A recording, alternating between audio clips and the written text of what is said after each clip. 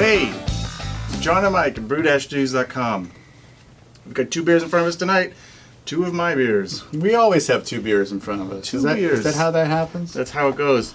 We have a yellow beer and a reddish-brown beer. And a reddish-brown beer. So what we have here, what I've brewed is a nice Kolsch, and I followed it up with an alt beer. So how did you get them so GD clear, man? Oh man, let me tell you, skills, mad skills. Mad skills. Mad scales. Fish scales. So John's gonna work through some taste and aroma. I'm gonna give you a quick rundown of the 2 recipes real quick because they're pretty simple and straightforward. The Kolsch is 86. I'm gonna give them in percentage, okay? We can do another video in the future about how to work with percentage, but it's easier to communicate this way. Pilsner, 86% Pilsner malt, 9% flaked wheat, about 5% melanoidin is the grain bill for this guy. I bittered with ½ an ounce of Warrior, and it's older Warrior, so it's not all that strong. And I did 2 ounces at 10 minutes of Saaz in this baby. Okay, so that's that guy. Okay. White Labs. No, I'm sorry. I used Y yeast 1007, which is the German ale yeast, the Kolsch yeast strain. Okay, so that's that guy. The alt beer, which is basically, in my opinion, very similar to this style, except it's got a little more richer, redder character. This guy is 67% Pilsner malt, 25% Munich, 10 Lovibond Munich. That's important to say. I hate it when people just say Munich malt. 10 Love Munich, not 8 Love, not 20 Love. 10 Love Munich.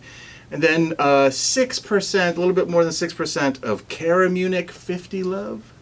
And then I used just 3 ounces, 1.6% of special, Carafa Special 3, just to help balance my color. Again, so then this is bittered with a little bit of, this was a really weird combination of, I used my Warrior hops to bitter, I threw in some Willamette hops, and I put in some Saaz hops, and it's got some Tettnang hops, just like a melange of hops, but I think it works here in the style. And again, so then the reason for this, the alt beer is, you know what, I haven't had alt beer in a long time. Yeah, Most people don't brew alt beers. What I did is, I had this beer, and that yeast was great, and we had a cool spring or cool start to the summer, so it was good for these beers. Yep. And then I used some of this cake to do the Kolsch. Okay. I did the Kolsch because there was the opportunity to use super fresh, super active yeast and get a good clean ferment. So, and for your clarity, I think this guy's just been cold conditioning for longer than that guy had, but this guy is so clear because he also cold conditioned, but he also had really great super active yeast that I think does his thing and crashes out. All right. So there you go, my friend. With a nice Here's your quick recipes. To emphasize everything. Okay, so first and foremost, let's talk about appearance. And just because you brought up a good point, we had a cool start to the summer, so that meant you had cool ambient temperatures in your basement. Down here in the basement, it was perfect. Which made for a good fermentation environment. Yeah. For the yeast strain that is kind of this hybrid ale lager character. It was about so the fermentation temperature for both of these ranged between 65 and 68, which some people might think, oh, that's a little bit high, but you know what? It works. It works. I think that I didn't actively control the fermentation. Yeah. I think the fermentation came out really clean. I mean, the yeast itself is supposed to be clean, and it is, and it did. It is. We can talk about fermentation temperature in another video upcoming because I think the world of fermentation temperature is changing. I don't know if this is super clear. It's super clear, and the head is persistent and lacing. It's a beautiful thing. Now, in terms of the Kolsch, I mean, oh wow. To me, it's like it's that kind of lagery character of the yeast. There's a little bit of sulfur, like a subtle, very subtle sulfur. Which is okay because it kind of blends with the Saaz hops, and it's almost like that silly Pilsner that I dumped most of. Yep. I'm picking up. It's almost like the grittiness of the grittiness of that Pilsner beer.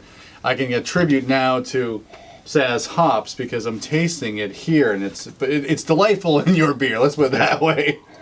It's interesting how those things have sort of married themselves together as far as how our brain perceives this style of yeast and those styles of hops. Yep. But it's it's everything a Kolsch should be. It's the body is I don't know, the aftertaste is crisp. The body is light. The hops are present. Yep. And it's got a lagerish. It's not totally there, but it's a lagerish experience. Yep. It's really good. Okay, so that's that. Boom. For this, I mean, I love that mahogany look. And I know that this isn't the first time I've tasted it. It's like dark copper, man. Yeah. Mahogany's the best way to describe it. It's great. But it's got like a hint, like it's not a hint. It's like it's got an essence of molasses, which is not unpleasant. Yep. It's beautiful. It's like and I've brewed an alt before. And it's like this richness of maltiness. Yeah, it's like a richness that you can't necessarily say, oh, that's caramel this, or that. It's just like this malt richness. Yes, yeah. malt richness. But not with like a overly toasty present. It's just malt. Yes, it's malt, and it's kind of like what Wheaties would be if you took out all the sweetness of it, you know? It's like if malt worked out for a little bit. Bulked up a little bit. That's malt. But it's as this like finishes clean, this lingers, and it's a wonderful. You really do experience, and I know you said melange of hops. Yeah. But they are like kind of they're there with the malt aftertaste. Yeah. The hop aftertaste. It's great. This is a great. I mean, this would be a great fall beer. Yep. This would be something that you drink around the campfire. It's beautiful, and it's funny. Like I'm trying to because you use the same yeast strain. Yeah. I don't know. It's hard to say. But I've always, and maybe because my brain's already set to think that this one's going to be cleaner because you've already done a pretty strong fermentation with this. Yeah. And so this wort gets introduced to it, and it just ferments the crap out of this wort, and so you're left. But I felt like, if I were to be given a blind test, I'm trying the best I can to separate my prior knowledge to what I'm tasting presently. And I think to myself, this is a cleaner beer than this one. And I bet that's, if I had taken some of this yeast and then re-brewed a Kolsch, I wonder if it would just seem a little more refined than this one. Yeah. Because now that yeast is really refinement is a good descriptor, because that's what I'm just. Right. That's what I'm. I mean, on its own, if you just had that beer, you go, "Oh wow, that's just a great fermentation but then character." This is like you do realize there's something going on there. It steps up a bit. Which is when, if it's possible to repitch yeast, I may encourage everybody to give it a try, because that second beer, third beer, if you stay in a similar vein with making a beer that's appropriate for that yeast, sure. You really do start to get some magic going on there with the yeast. So it's almost like you brew something that's there's more leeway to, and then something that needs to be totally refined. Yep. You need. The cool thing about this yeast strain too is that, you talk about this being a fall beer, we're still sort of we've just passed sort of midsummer, but I think this is going to sit well in the keg. Yep. And come late September, October.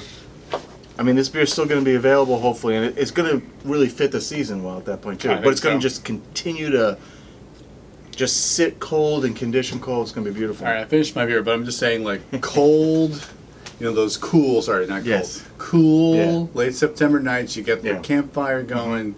Are you kidding me? Great beer for that. Great beer. Yeah. Great Nice. beer. It's alt beer, right? I mean, we had a buddy over here at the house for a party this past weekend, and said, "That's so cool you brewed an alt beer, right?" Because it's just who's brewing alt beers? Who's doing alt beers, right? I mean, it's one of those styles you don't see it commercially, right? Nobody's seeing that. Great, cool. Well, I'm glad you like them. Yeah, man. So what's the big takeaway for everybody? Number one, if you're gonna brew similar in the same style, think about repitching. Think about repitching. Think about repitching yeast. I think the other thing too is try to get out of your box a little bit. I mean, we've talked about this a few videos back about I brewed a couple of things that are sort of out of my wheelhouse. This is somewhat out of the wheelhouse, but also we had a cool spring and a cool start to the summer, so I thought hybrid ale lager yeast. Let's do it. Should have had a California Common going on too. Right. Crushing So it. I think that's the thing. Just trying to brew out of the wheelhouse, and then successive yeast pitching. it just makes for successful beer brewing. All right. I'm super psyched. Sweet. Very good. Very good. Competition? Yeah, we'll have to put some in bottles and see what happens. Bottling has been a challenge lately, and some of you know that. But I've been having a bottling challenge. But at least they're pouring nice off the keg. They're super clear off the keg, that's for sure. Yeah. So, but we'll get there. So. All right. Cool. Thanks for watching. We appreciate your time and efforts and all that. For John and Mike, brew-news.com, brew on. Cheers.